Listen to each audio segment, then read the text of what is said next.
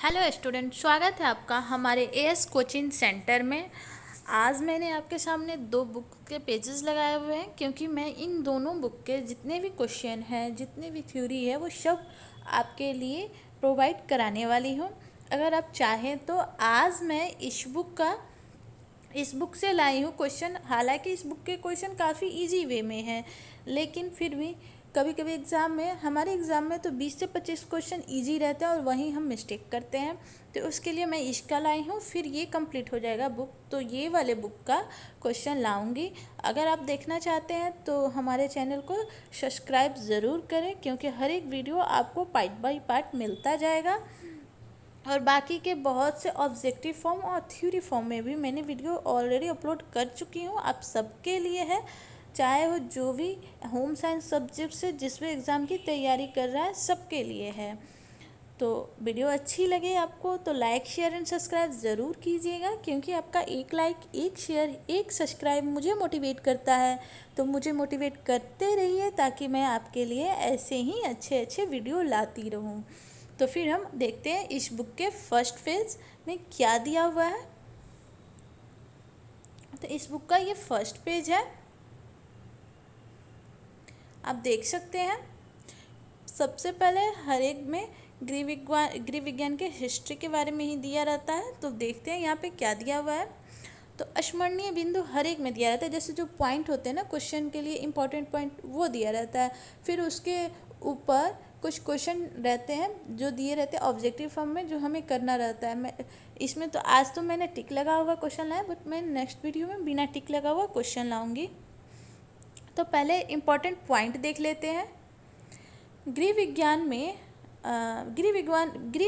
में हम निवास गृह से संबंधित विभिन्न पहलुओं व सैद्धांतिक व व्यवहारिक अध्ययन करते हैं।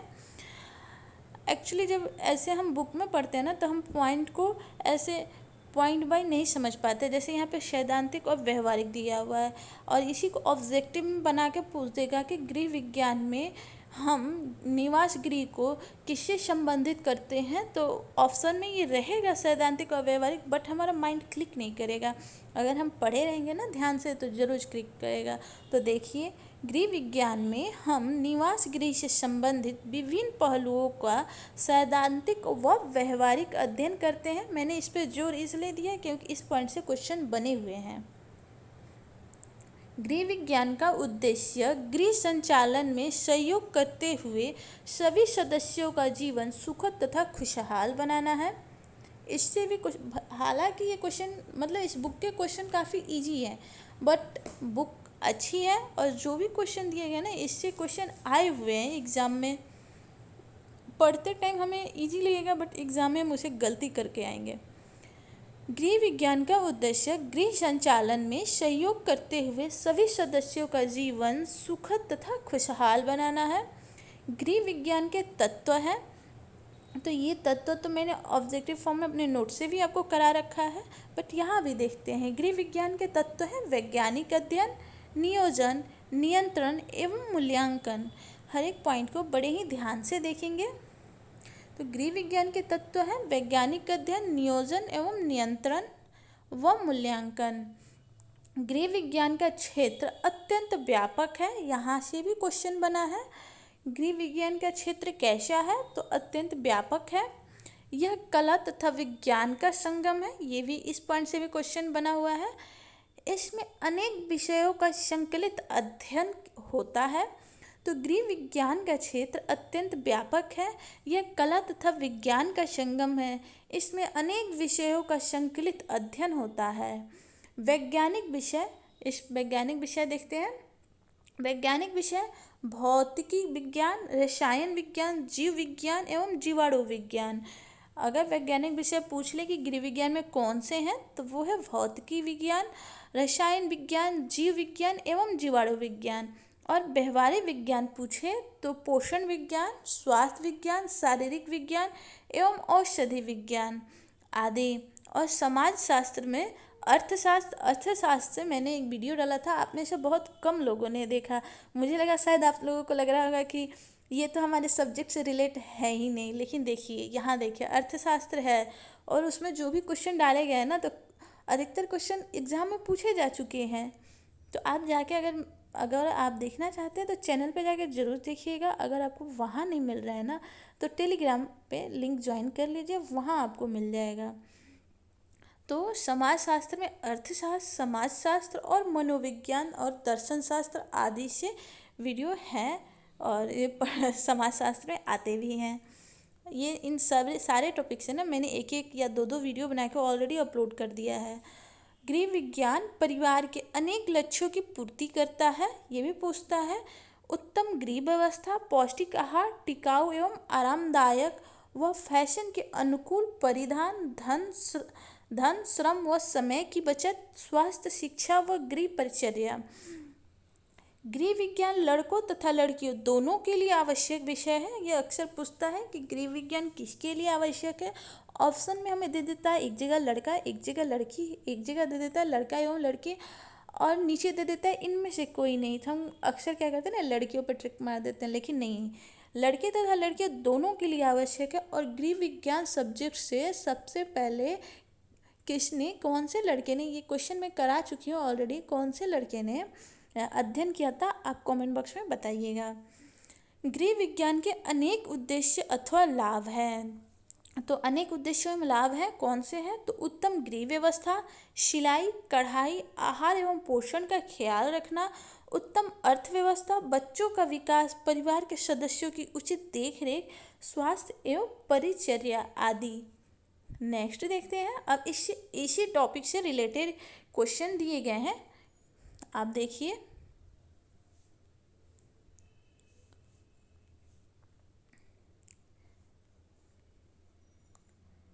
गृह विज्ञान किस श्रेणी का विज्ञान है? तो हमने ऊपर देखा था ना, गृह विज्ञान कला तथा विज्ञान, जैसे मैंने कहा था, देखिए कला अलग दे दिया, विज्ञान अलग दे दिया, और ये दोनों एक जगह दे दिए, और इसमें कह दिया इनमें से कोई नहीं, तो ये तो होगा नहीं। और कला और विज्ञान दोनों है, इसलिए पहला आंसर सही होगा। गृह विज्ञान कला एवं तथा विज्ञान दोनों श्रेणी का विषय होता है।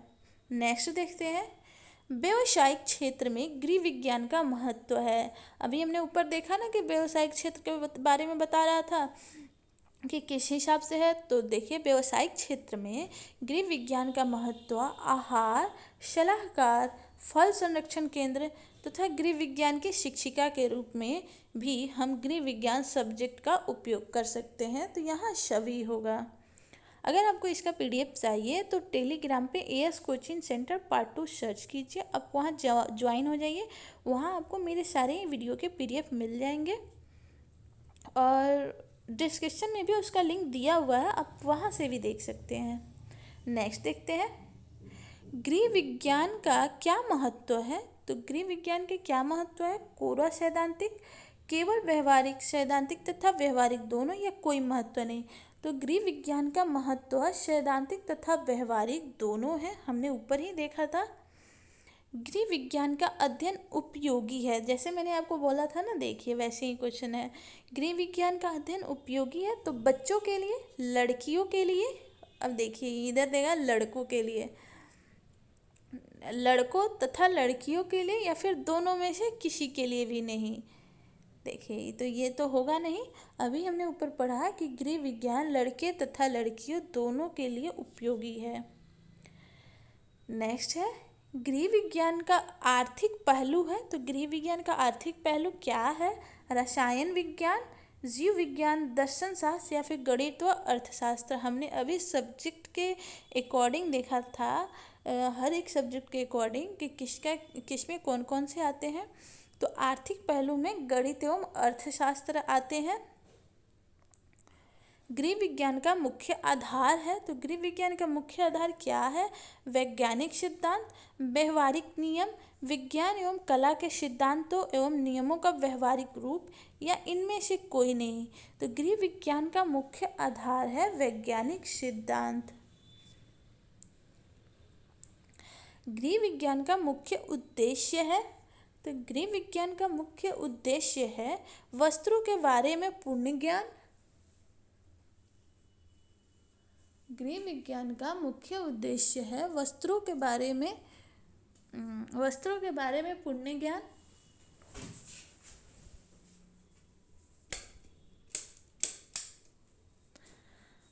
मुख्य उद्देश्य क्या है? पारिवारिक जीवन को सरल एवं उत्तम बनाना, कला व विज्ञान के सिद्धांतों को मिलाना, या इनमें से कोई नहीं। तो गृह विज्ञान का मुख्य उद्देश्य हमने ऊपर क्या देखा था? उसमें देखा था हमने कि पारिवारिक जीवन को सरल एवं उत्तम बनाना। नेक्स्ट क्वेश्चन देखते हैं इसी टॉपिक से रिलेटेड। देखिए यहाँ 14 क्वेश्चन पूछे गए हैं, आंसर भी नीचे दिया गया है ताकि आपको जब PDF मिले और आप पढ़ें तो भी आपको कोई समस्या ना आए। हालांकि वीडियो में देखने पे क्या होता है ना, PDF भी लेना सही रहता है, और वीडियो में देखने पे क्या होता है कि जब हम किसी चीज़ को देखते हैं और सुनते हैं ना, तो वो ये साइकोलॉजी है, क्योंकि देखने और सुनने से हम 80% तक उस बात को ऑब्जर्व कर लेते हैं। गृह विज्ञान छात्राओं को आत्मनिर्भर बनाता है क्योंकि यह एक व्यावसायिक विषय भी है। गृह विज्ञान के मुख्य विषय है। तो गृह विज्ञान के मुख्य विषय किसे कहते हैं? तो वो हमने अभी मुख्य पॉइंट दिया हुआ था, उसमें देखा था। गृह विज्ञान का मुख्य विषय आहार एवं पोषण विज्ञान है। गृह विज्ञान के तत्व हैं। गृह विज्ञान के तत्व कौन से हैं? नियोजन, घरेलू रसायन, गृह कला एवं जीव रसायन। तो गृह विज्ञान के तत्व हैं नियोजन। नेक्स्ट देखते हैं, गृह विज्ञान है। गृह विज्ञान क्या है? कला विज्ञान, कला एवं विज्ञान दोनों, या फिर कोई नहीं? तो गृह विज्ञान कला एवं विज्ञान दोनों है। नेक्स्ट देखते हैं, गृह विज्ञान का अर्थ है। गृह विज्ञान का अर्थ है धार्मिक कार्य, राजनीतिक कार्य, व्यवस्थित कार्य,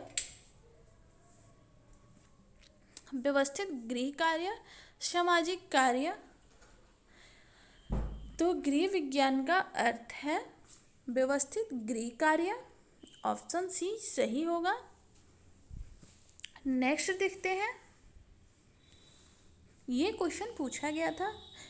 इस बुक बहुत ही अच्छी बुक है, क्योंकि इसमें मुख्य बिंदु दिए हुए हैं, फिर उससे रिलेटेड क्वेश्चन भी दिए हुए हैं। और जो मैंने दूसरा बुक दिखाया वो भी बहुत ही अच्छी है। हाँ, शुरू में देखते हैं ना तो हमें लगता है कि इसके क्वेश्चन तो बड़े इजी हैं, लेकिन नहीं, सच में मतलब बुक अच्छी है, एग्ज़ाम के पॉइंट ऑफ व्यू से बहुत ही अच्छी है। नेक्स्ट देखते हैं, गृह विज्ञान का क्षेत्र है। तो गृह विज्ञान का क्षेत्र क्या है? आहार एवं पोषण, आय व्यय की व्यवस्था, वस्त्र एवं परिधान एवं संपूर्ण गृह व्यवस्था। तो इस बार शायद इससे रिलेटेड क्वेश्चन आए हुए थे TGT के पेपर में। तो गृह विज्ञान का क्षेत्र है संपूर्ण गृह व्यवस्था। नेक्स्ट है, स्वस्थ, सुखी और संपन्न परिवार की धुरी कौन है? तो स्वस्थ, सुखी और संपन्न परिवार की धुरी कुशल गृहिणी को कहते हैं। ऑप्शन सी सही होगा। असीमित आय से ना हमें सुख मिलेगा, ना स्वास्थ्य हमारा सही रहेगा, ना संपन्नता होगी। पौष्टिक आहार से हमें स्वस्थ रहेंगे। सिर्फ पौष्टिक आहार से तो वो भी तो हमें कोई ना कोई ला कर ही देगा ना। बड़ा मकान से भी हम नहीं रह सकते हैं। तो एक कुशल गृहिणी ही स्वस्थ, सुखी और संपन्न परिवार की धुरी होती है। यहाँ धुरी पूछ रहा है तो पौष्टिक आहार सिर्फ धुरी नहीं हो सकता है। नेक्स्ट देखते हैं। अच्छा, ये लास्ट, इस टॉपिक से ये लास्ट क्वेश्चन थे। यहाँ नीचे इसके आंसर दिए गए हैं। नेक्स्ट टॉपिक, आज मैंने इसी बुक के 3 टॉपिक लाए हैं। वीडियो थोड़ी लंबी हो जाएगी।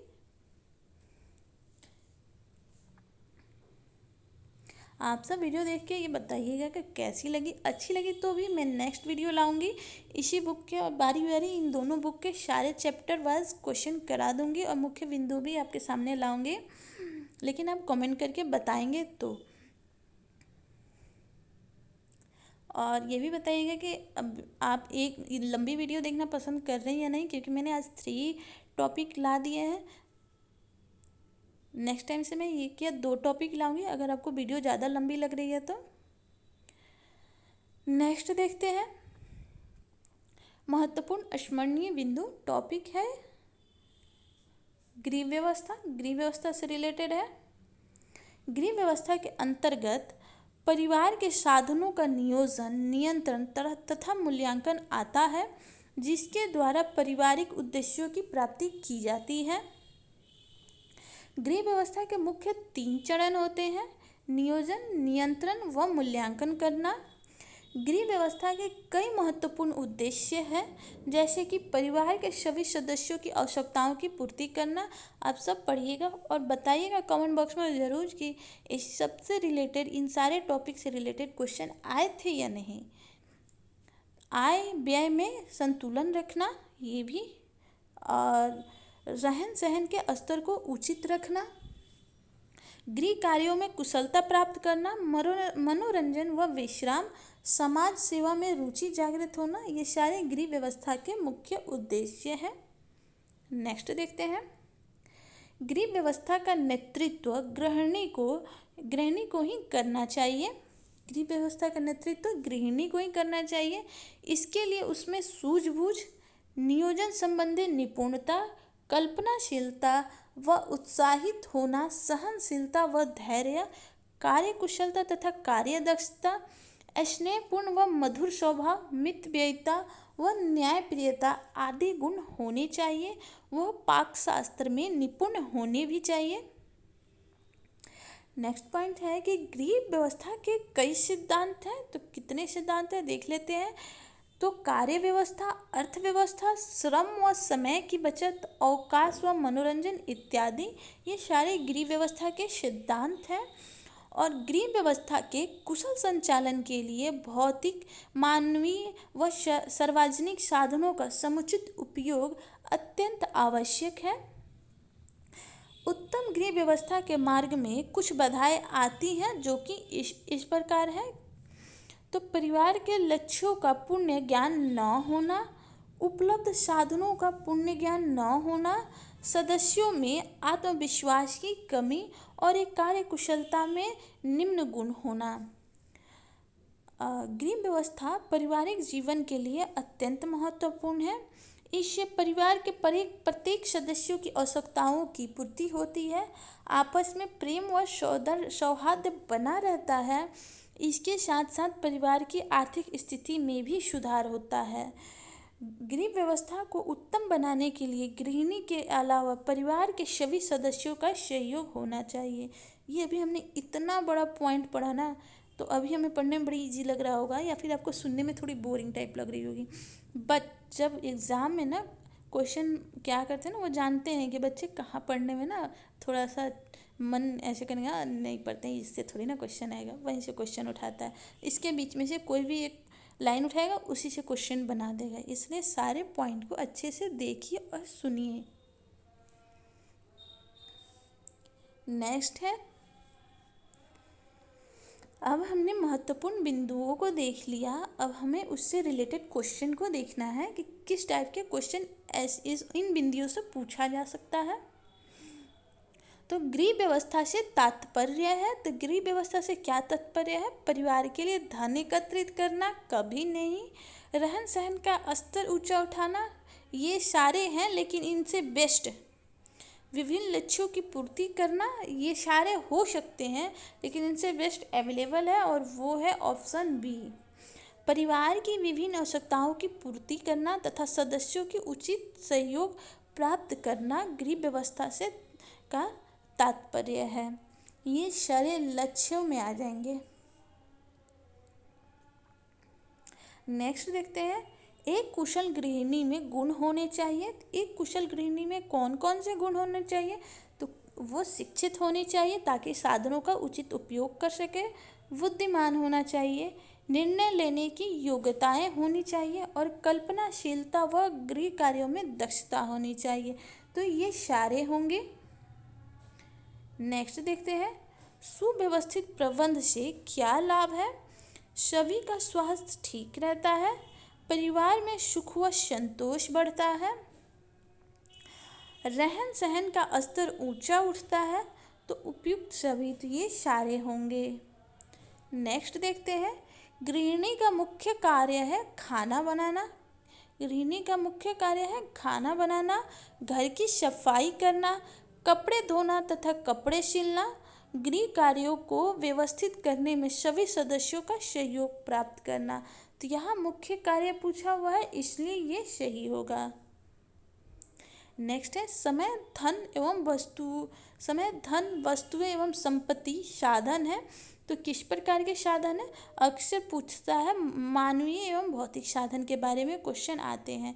तो समय धन एवं वस्तुएं भौतिक साधन में आते हैं। मानवीय साधन वो होते हैं जो हमारे अंदर होते हैं, जैसे कि हमारा ज्ञान, हमारी बुद्धि, हमारी सहनशीलता, ये सारे ही मानवीय हैं।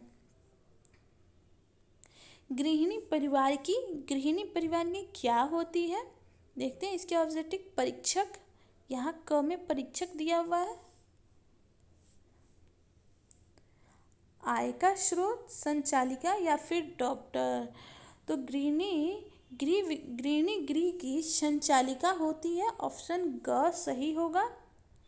नेक्स्ट है गृह व्यवस्था का साधन है। गृह व्यवस्था साधन है तो भौतिक साधन, गृह व्यवस्था में साधन है तो भौतिक साधन, मानवीय साधन और सार्वजनिक साधन, ये सारे गृह व्यवस्था का साधन है। नेक्स्ट देखते हैं गृह व्यवस्था की प्रक्रियाएं हैं नियोजन, संचालन, नियंत्रण, मूल्यांकन या उपयुक्त सभी। तो गृह व्यवस्था की प्रक्रियाएं हैं तो ये सारे गृह व्यवस्था की प्रक्रियाएं हैं नियोजन, संचालन, नियंत्रण एवं मूल्यांकन। नेक्स्ट देखते हैं गृह व्यवस्था के उद्देश्य है तो परिवार की मूलभूत आवश्यकताओं की पूर्ति करना, ये गृह व्यवस्था के उद्देश्य हैं। रहन सहन का स्तर ऊंचा उठाना, परिवार में सुख व संतोष प्रदान करना, या फिर इनमें से कोई नहीं। तो ये तो होगा नहीं, ये दोनों लक्ष्य में आ जाते हैं। और उद्देश्य परिवार के मूलभूत आवश्यकताओं की पूर्ति करना। नेक्स्ट देखते हैं गृह व्यवस्था का अर्थ है। गृह व्यवस्था का अर्थ क्या है? घर या गृह की योजना बनाना, बचत करना, साधनों का पूर्ण लाभ उठाना या पारिवारिक जीवन को नियोजित ढंग से चलाना। तो यहाँ गृह व्यवस्था का अर्थ पूछ रहा है तो वो होगा पारिवारिक जीवन को नियोजित ढंग से चलाना ही गृह व्यवस्था का अर्थ होता है। नेक्स्ट देखते हैं कि गृह व्यवस्था से पारिवारिक जीवन कैसा होता है? अशांत तो होगा नहीं, हलचल भरा भी नहीं होगा, संगीतमय भी नहीं होगा, क्योंकि वहाँ हम गाना तो गा नहीं रहे। तो गृह व्यवस्था से पारिवारिक जीवन सौहार्दपूर्ण होता है। नेक्स्ट देखते हैं, और ये शायद इस टॉपिक के लास्ट क्वेश्चन है। इसके बाद एक और टॉपिक मैंने लाया हुआ है। परिवार के सभी सदस्यों को स्वस्थ रखने के लिए क्या जरूरी है? घर में शांति रहनी चाहिए, घर अत्यंत आकर्षक होना चाहिए, घर में अत्यधिक सफाई होनी चाहिए, या गृहिणी को सबकी उचित देखभाल करनी चाहिए। तो ऑप्शन डी सही होगा। यहाँ पूछ रहा है सभी सदस्यों को स्वस्थ रखने के लिए, तो सबकी उचित देखभाल होगी तो ही ना सभी सदस्य स्वस्थ रहेंगे। तो ये थे हमारे सेकेंड टॉपिक के क्वेश्चन, ये आप देख सकते हैं, साथ में आंसर भी है। नेक्स्ट एंड थर्ड टॉपिक देखते हैं। ये थर्ड टॉपिक है। तीसरा है कार्य व्यवस्था। कार्य व्यवस्था के बारे में देखते हैं। गृह कार्य व्यवस्था।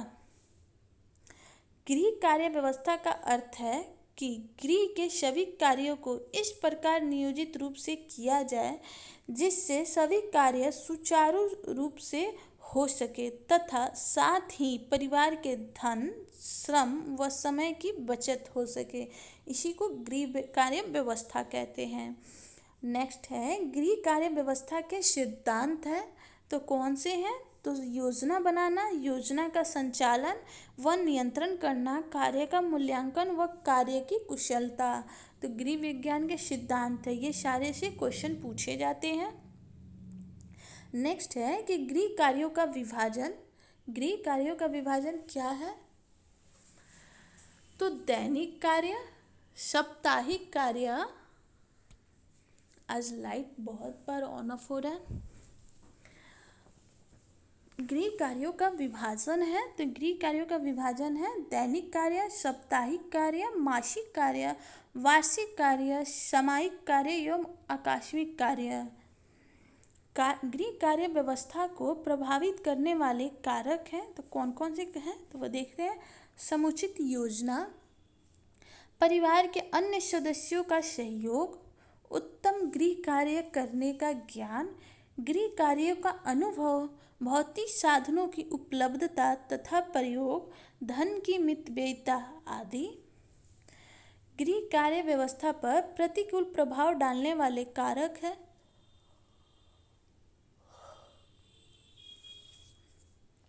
तो कौन से हैं? तो आवश्यक ज्ञान व सूझबूझ की कमी, आवश्यक साधनों की कमी, सदस्यों का असहयोग एवं पारिवारिक कलह।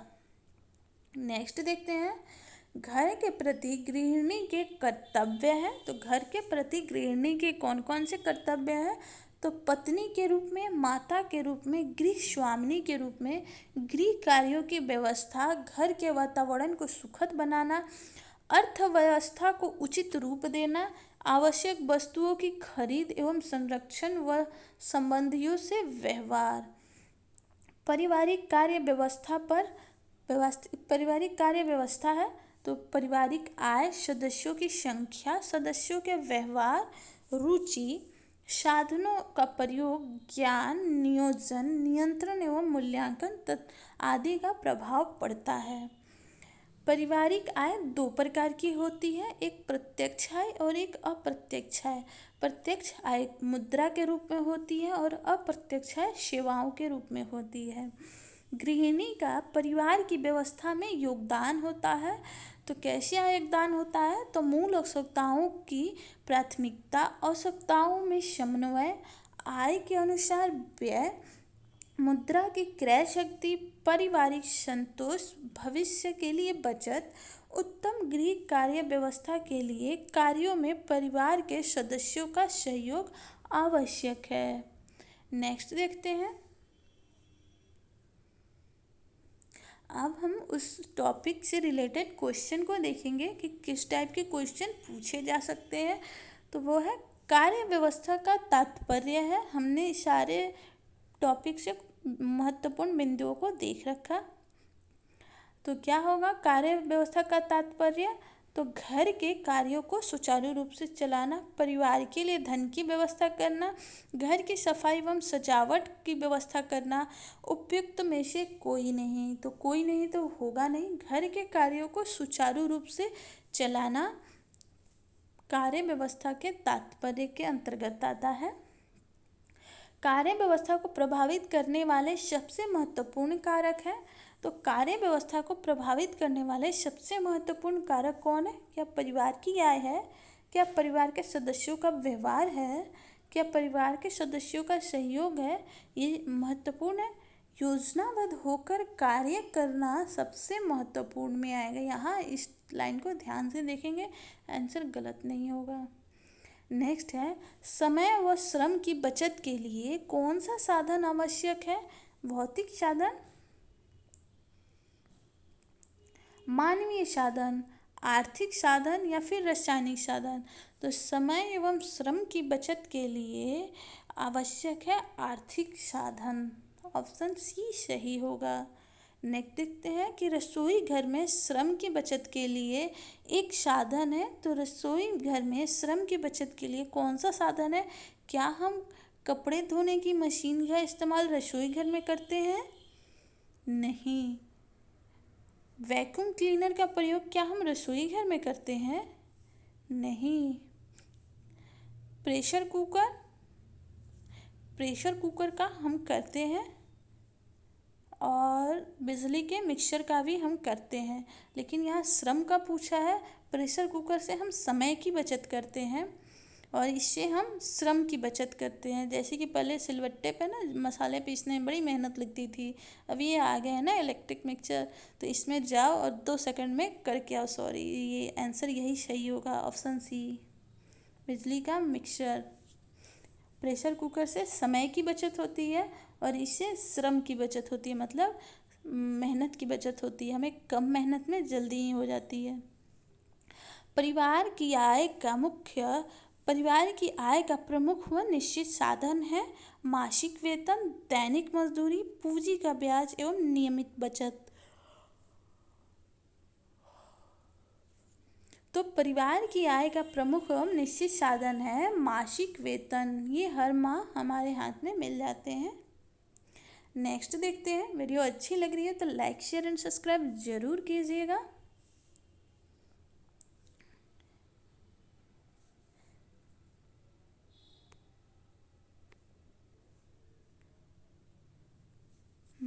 नेक्स्ट क्वेश्चन है हमारा, कार्य व्यवस्था का प्रमुख आधार है तो क्या है? धन, भौतिक उपकरण, गृहिणी की योग्यता एवं परिवार के सदस्य। तो सफल कार्य व्यवस्था का प्रमुख आधार क्या है?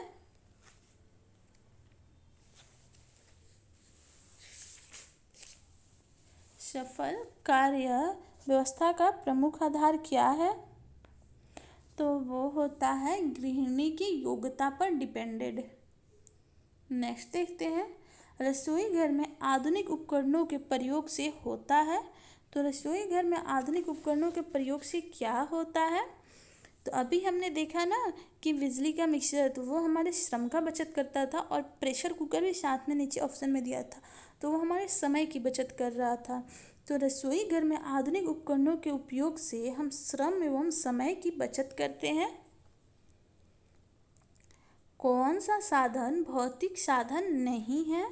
धन, कूलर, कुकिंग गैस, नौकर। तो धन, कूलर, कुकिंग गैस ये सारे भौतिक साधन हैं, लेकिन नौकर नहीं है। नेक्स्ट है, पारिवारिक सुख शांति किस पर निर्भर करती है? अत्यधिक आय पर, आलीशान मकान पर, आधुनिक उपकरणों पे, या फिर गृहिणी के गुणों पे। तो पारिवारिक सुख शांति गृहिणी के गुणों पे निर्भर करती है। कुशल गृहिणी के लिए क्या जरूरी है?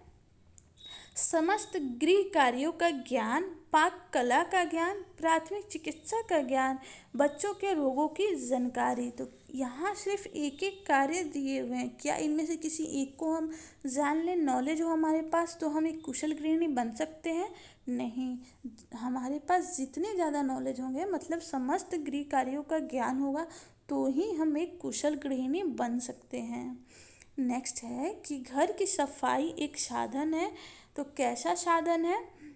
तो घर की सफाई के लिए कौन सा, अभी हमने इससे पहले वाले क्वेश्चन में देखा था वैक्यूम क्लीनर, तो वो घर की सफाई में कार्य होता है, ना कि किचन में। तो सफाई करने के लिए ये काम आता है। ये गैस का चूल्हा किचन के लिए है, प्रेशर कुकर किचन के लिए है, फ्रिज भी किचन के लिए है। जो भी हमारे पास अतिरिक्त सामान होते हैं उसमें रख दो तो थोड़े समय तक, ज़्यादा समय तक रहते हैं, खराब नहीं होते। गृहिणी में कौन सी चीज़ नहीं होनी चाहिए? तो सहनशीलता होनी चाहिए, मितव्ययिता भी होनी चाहिए। हमने अभी देखा था कि गृहिणी में कौन कौन से गुण होने चाहिए। सहनशीलता होना चाहिए, मितव्ययिता होना चाहिए, कार्यकुशलता होना चाहिए, ये स्वास्थ्यपरता नहीं होना चाहिए। अगर गृहिणी स्वास्थ्यपरता हो गई तो वो सिर्फ अपने बारे में सोचेगी ना, दूसरे के बारे में थोड़ी ना।